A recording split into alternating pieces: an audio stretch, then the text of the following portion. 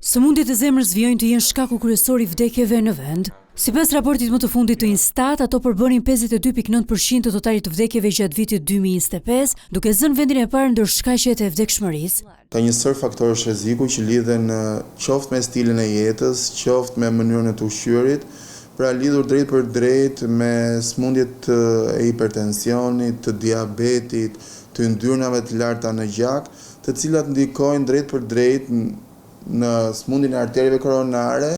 Mjekët kardiolog shpjegojnë se në rastin e një infarkti zemra mund të jap sinjale paralajmëruese, megjithatë në shumë raste infarkti mund të ndodhë papritur pa asnjë shenjë paraprake.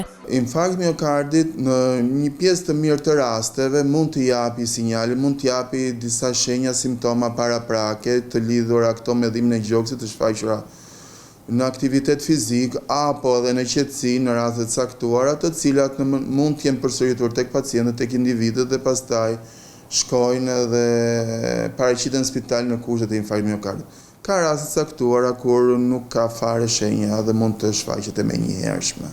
Temperaturat e larta gjatë sinës së verës janë një tjetër faktor që rrit rrezikun. Sipas specialistëve, incidenca e infarktit kardiak shtohet me 10 deri në 20% gjatë kësaj periudhe.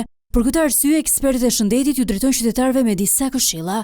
Në përgjithsisht prevalenca rritet me 10-20% në kushtet e valës godice të nxehtit. Duhet rekomanduar marrja e lëngjeve e tepërt, e shtuar sidomos në periudhën e verës për të ruajtur balancat e trupit. Normalisht duhet të rekomandoj një kontroll tek mjeku kardiolog për dozimin e ilaçeve që pacientët marrin gjatë kësaj kohe, po ashtu do duhej edhe aktiviteti fizik, qoftë edhe puna jashtë fizike e kryer jashtë në orët e pikut, në orët e temperaturave të larta, do duhej patjetër të shmangej.